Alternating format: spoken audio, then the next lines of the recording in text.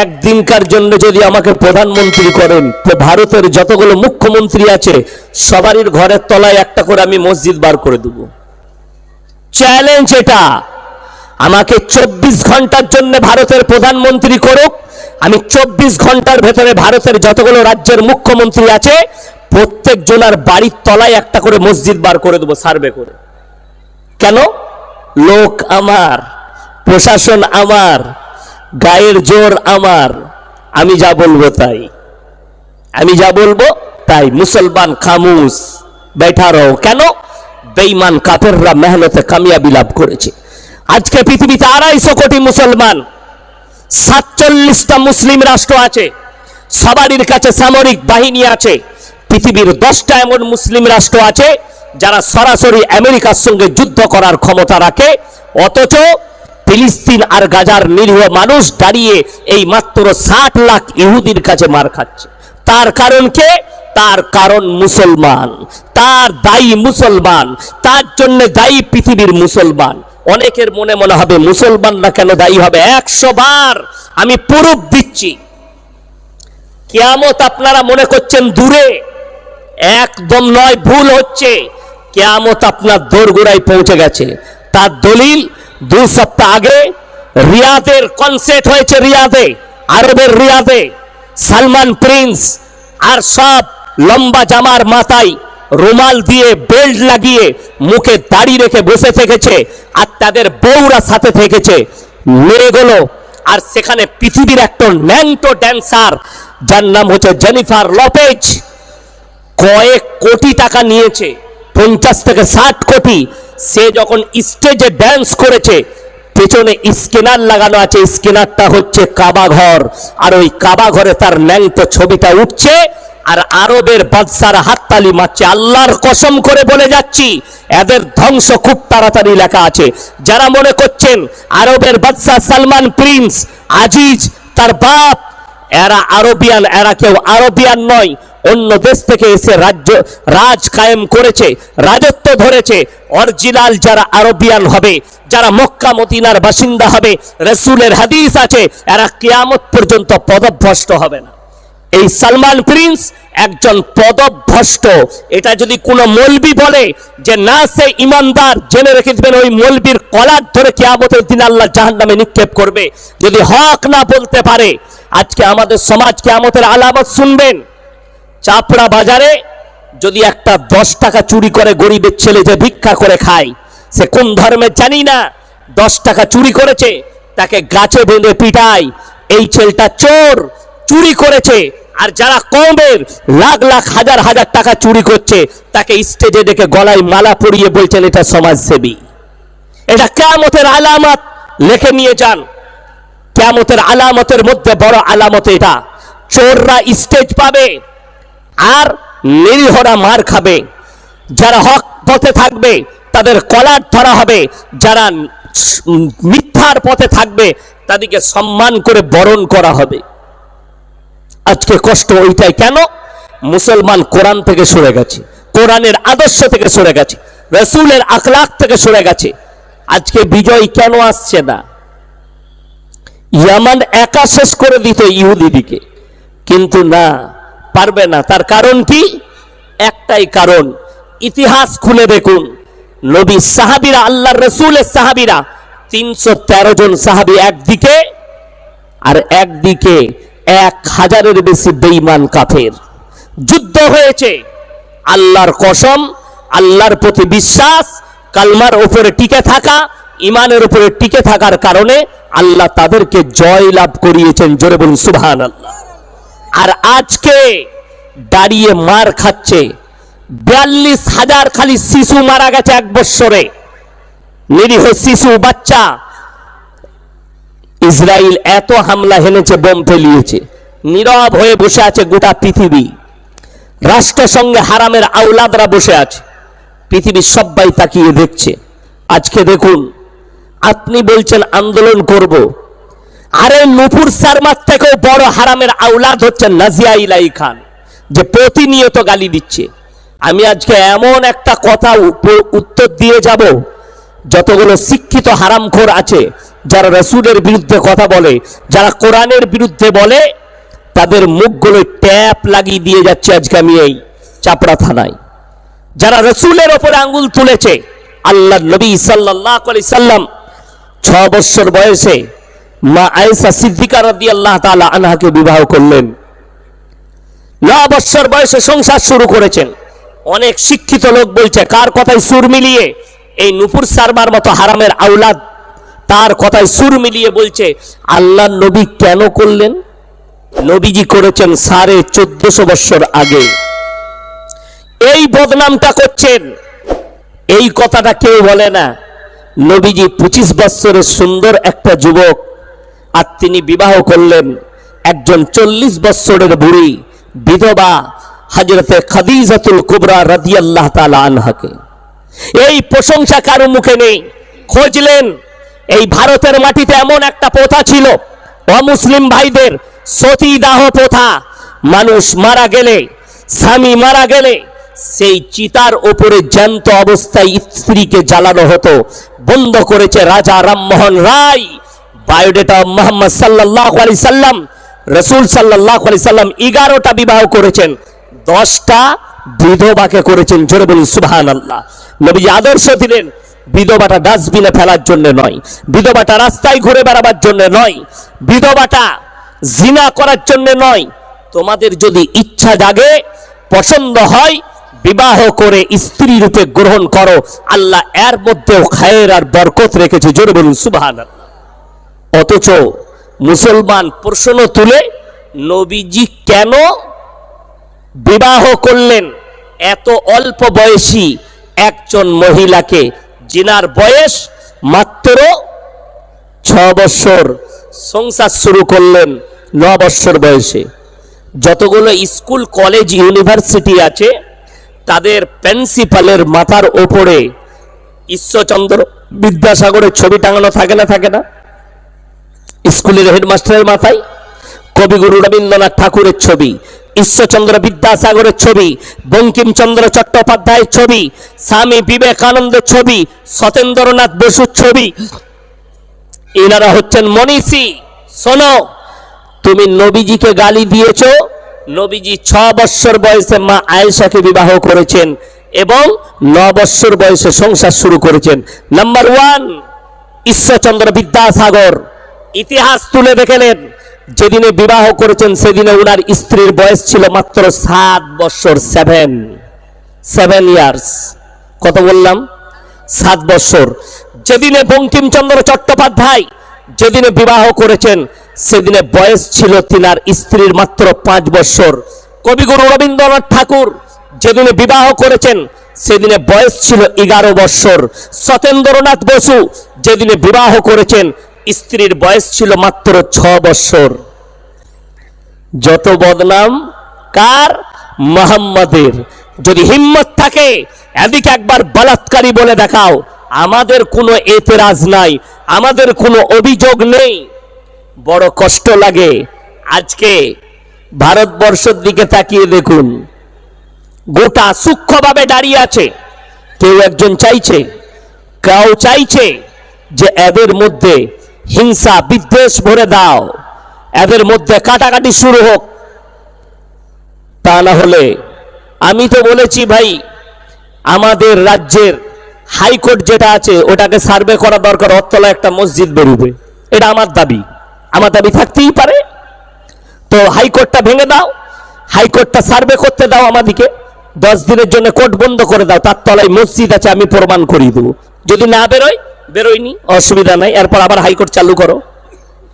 কষ্টের বিষয়, দুঃখের বিষয়, এর জন্য দায়ী খুদ মুসলমান। সবাই নিয়ত করুন তো আজ থেকে 5 ওয়াক্তের নামাজি হবো। জোরে বলুন ইনশাল্লাহ। বলে হুজুর আমার বিয়ে হয়েছে, স্বামীর বয়স 45 বছর, আমার স্বামী অক্ষম। আমার স্বামী অক্ষম কিসের দিক দিয়ে? শারীরিক মিলনের ক্ষেত্রে।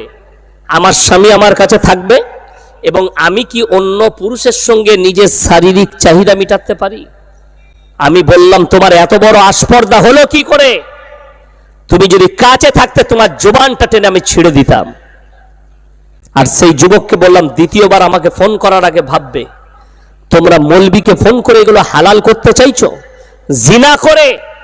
যদি তোমার মনে হয় আমার স্বামী আমাকে শারীরিক তৃপ্তি দিতে পারছে না, তুমি খোলা তালাক নাও, স্বামীর কাছ থেকে ছাড় নাও, ডিভোর্স নাও, অন্য পুরুষ গ্রহণ করো, হালাল রূপে গ্রহণ করো, জায়েজ আছে।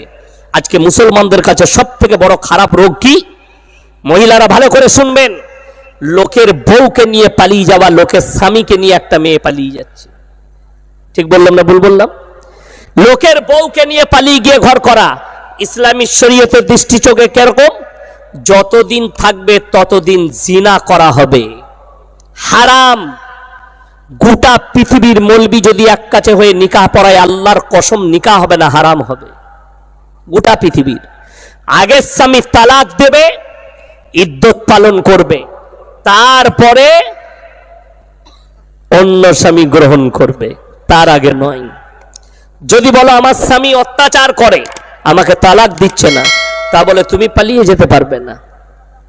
তুমি খোলা তালাক লাও, ইমারতে শরিয়া থেকে, পার্সোনাল ল বোর্ডের ইমারতে শরিয়া আছে ইসলামের, সেখান থেকে তুমি খোলা তালাক লাও, তুমি তারপরে ইদ্যত পালন করো, অন্য স্বামী গ্রহণ করো, শরীয়তে জায়েজ আছে। কিন্তু বিনা কারণে অন্যজনের সঙ্গে পালিয়ে গিয়ে ঘর করবে, যতগুলো বাচ্চা পয়দা হবে হারাম আওলাদ পয়দা হবে। আর যদি জানা যায় এরকম লোক আপনার গ্রামে বাস করছে, লোকের বউকে নিয়ে হারাম অবস্থায় আছে, না তাকে সমাজে নেওয়া যাবে, না তাকে সমাজের মধ্যে তাকে ঢুকানো যাবে, সেই লোক মসজিদে ঢুকলে মসজিদও নাপাক হবে। বড় কষ্ট লাগে। ডাইরেক্ট জিনা করছে সে প্রকাশ্য। যদি বলেন একে, আরে ও মরে গেলে ওর জানাজাটাও পড়া যাবে না, যেহেতু প্রকাশ্য আল্লাহর বিরুদ্ধে যুদ্ধ ঘোষণা করেছে, রাসূলের বিরুদ্ধে যুদ্ধ ঘোষণা করেছে, কোরআনের বিরুদ্ধে যুদ্ধ করেছে, জানা শোনার পরেও জেনে শুনে এই ধরনের পাপ করেছে। আমি আপনাদেরকে অনুরোধ করছি, লাস্টে সকলে বলুন আজ থেকে নামাজ কেউ ছাড়বো না, জোরে বলুন ইনশাল্লাহ। নামাজ পড়ুন, হকের উপরে টিকে থাকুন। আপনি চোখের সামনে একটা হক কথা বলবেন তো আপনার ওপরে সাময়িক কেউ রেগে যাবে, পরবর্তীতে আল্লাহ যখন তাকে হিদায়াত দিবে, বুঝতে পারবে এটা ভুল, তখন সে কিন্তু আপনার উপরে খুশি হবে। 3 বছর আগেকার ঘটনা, আমি আজ 17 বছর কোনো জায়গায় বিয়েতে যাওয়া, বিয়ে পড়ানো ছেড়ে দিয়েছি, যাই না। তো আমাকে একজন ফোন করলো, আমার বন্ধু কাছের লোক, হুজুর আমার শালা বিয়ে আছে, তো আমার শালা চাই আপনি যেন নিকাহটা পড়ান, বিয়েটা পড়ান। আমি বললাম যদি হারাম বিবাহ হয় তাহলে আমি নাই, যদি পনের বিয়ে হয় নাই, যদি গান বাজনার বিয়ে হয় আমাকে বাদ দাও। বললে না হুজুর এগুলো কিচ্ছু হবে না। মানে ভালো। মুর্শিদাবাদে জলসা ছিল, আমার ড্রাইভারকে বললাম ওখানেই খানা খাবো, বিয়ে পড়িয়ে বেরিয়ে যাবো, গোসল করে বেরিয়ে গেলাম। আমি কিন্তু সবারই আগে ঢুকেছি, বিয়ে বাড়িতে গিয়ে দেখছি ডিজে বাজছে। আমি বললাম এই বিয়ে বাড়িটা হবে না, আমার ড্রাইভারকে বললাম, সে তো বলেছে গান বাজনা কিছুই নেই, তাইলে এই বিয়ে বাড়িটা হবে না, অন্য কোথাও হবে, এই পাড়াতেই হবে, অন্য এই গ্রামেই হবে। সঙ্গে সঙ্গে মেয়ের বাপ দেখতে পেয়েছে, ছুটে গাড়ির কাছে এসছে, হুজুর এই বাড়িটাই। আমি বললাম আমি যে শর্ত রেখেছিলাম গান বাজনা হলে সেই বিয়ে আমি পড়াবো না। বলছে হুজুর ছোট ছেলেরা করছে। আমি বললাম তুমি কি হিজড়ে? তুমি যদি হিজড়া হও তাহলে প্রকাশ্যে বলো যে আমি হিজড়ে, তাহলে অসুবিধা নাই, আমি তারগুলো কেটে দিচ্ছি গিয়ে। সে চুপচাপ বলছে হুজুর চলে যাবেন না, একটু নাস্তা করে যান। আমি বললাম আল্লাহর রাস্তায় দিনের পথে থাকার কারণে তোমার থেকে ভালো নাস্তা আল্লাহ প্লেটে প্রত্যেক দিন আমাদের কাছে নিয়ে আসে, ওই জন্যে এই নিকাহ আমি পড়াবো না। আমি গাড়ি ছেড়ে বেরিয়ে গেলাম, কুলির কাছে এসে একটা হোটেলে ভাত খেয়ে জলসায় চলে এলাম। আমার ভাই আমার সঙ্গে 1 বছর কথা বলেনি সেই বন্ধু, তারপরে যখন হক বুঝতে পেরেছে আমার হাত ধরে ক্ষমা চেয়েছে, যে আমি বুঝতে পেরেছি ভুল হয়েছিল আমাদের। আমরা আল্লাহ তোমাকে হিদায়াত দিয়েছে, এটাই আমার জন্য অনেক ব্যাপার যে তুমি হক বুঝেছো। আমি নিজের আত্মীয়র বিয়ে থেকে পালিয়ে এসেছি, আজকে বড় কষ্ট লাগে। মুর্শিদাবাদ, নদিয়ায়, মালদায়, দিনাজপুরে ফোন না দিলে বিটির বিয়ে হয় না। প্রকাশ্যে নামাজি লোক মুখে দাঁড়িয়ে আছে, বেটার বিয়েতে ফোন চাইছে। তুমি আল্লাহর কাছে কি জবাব দেবে? এত বড় হারাম কাজ করছো? আরে তুমি বেটা পয়দা পড়েছো না পাঁঠা পয়দা করেছো যে পাঁঠা বিক্রি করছো? গলায় গামছা দিয়ে হাঁটে নিয়ে যাও যে আমি পাঁঠা জন্ম দিয়েছি, পাঁঠা বেচতে এনেছি, তোমার বেটার গলায় গামছা দিয়ে নিয়ে যাও। আর যদি বলো মরদ পয়দা করেছি, 1 টাকা নেব না। আপনি বলুন, আপনারা কেউ যদি বেটার বিয়েতে বলে আমি 10 ঘড়ি সোনা নেব, সোনাটা শাশুড়ি পড়বে না বৌমা পড়বে? কথা বলেন, বৌমা পড়বে। তাহলে তার লেগে তুমি কেন পাপ করবে? ভোগ করবে সে, আর পাপ করছে বাপ। কথাটা বুঝতে পারেনি আমার? খরচা করছে বেটার বিয়েতে। ওই জন্যই তো বললাম অলিমা খাওয়ানো সুন্নত। তাও অলিমা খাওয়াচ্ছে, খানা খাওয়াচ্ছে কার পয়সায়? বিয়ের পয়সায়। তুমি না মরদ হিজড়ে, তোমার পয়সা নাই। আমার মায়েদিকে বলছে অনুরোধ করে, আজকে শুনেলেন বেঈমান কাফেররা কিভাবে আমাদের ব্রেনগুলোকে দখল করেছে। নবীজি সাল্লাল্লাহু আলাইহি সাল্লাম বলেছেন হাদিস, যে বাড়িতে মেয়ে পয়দা হয় সেই বাড়িতে আল্লাহর রহমত বর্ষিত হয়।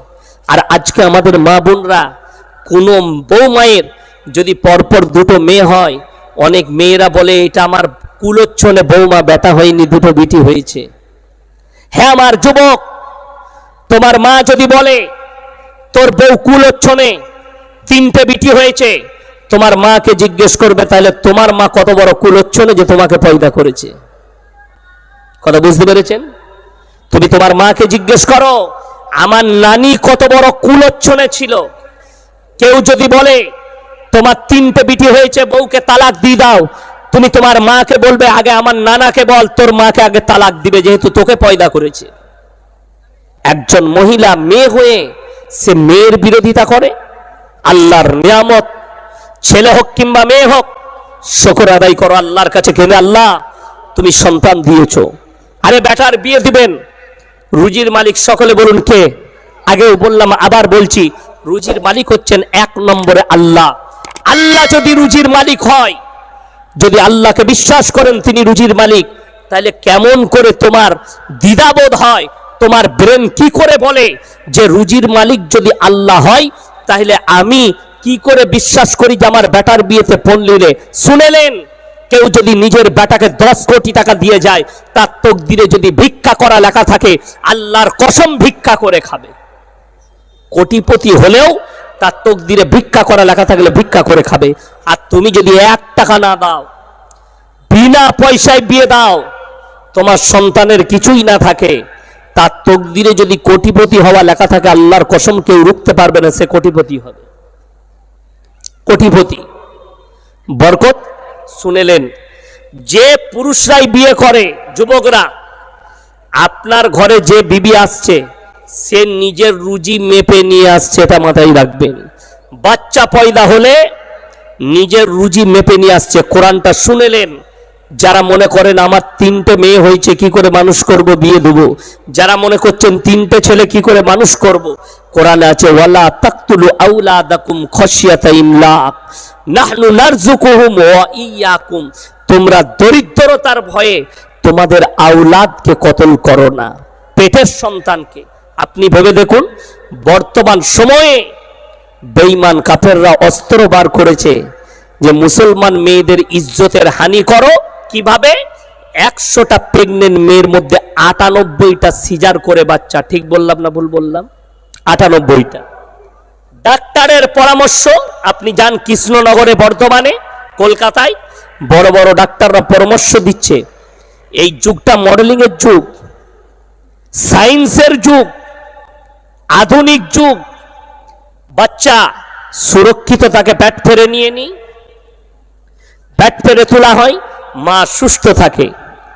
আপনাকে চ্যালেঞ্জ ছুড়ে বলছি, এই আমরা মানুষ, আমরা যদি আধুনিক যুগে আছি, এখনকার ছাগল গরুরা কোথায় আছে? পুরনো যুগে না আধুনিক যুগে?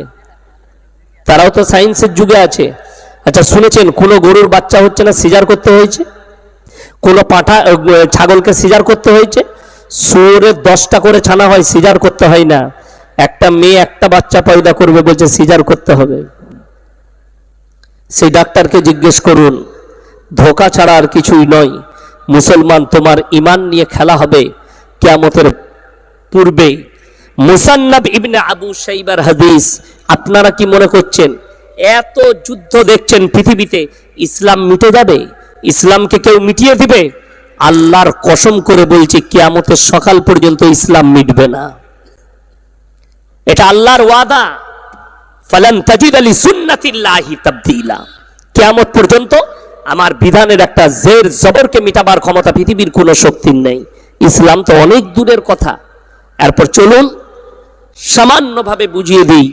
আপনারা মনে করেছেন মিডল ইস্টে চিঙ্গারি লেগেছে, ওই চিঙ্গারিতে গোটা পৃথিবী জড়িয়ে যাবে, তৃতীয় বিশ্বযুদ্ধ হবে। রাসূলের হাদিস, খোরাসান থেকে এমন একটা দল বের হবে যোদ্ধা, তারাই হবে ইমাম মেহেদীর সৈন্য। যুদ্ধ করতে করতে তারা আল আকসায় গিয়ে ঝান্ডা গাড়বে, পৃথিবীতে ইসলাম প্রতিষ্ঠিত হবে।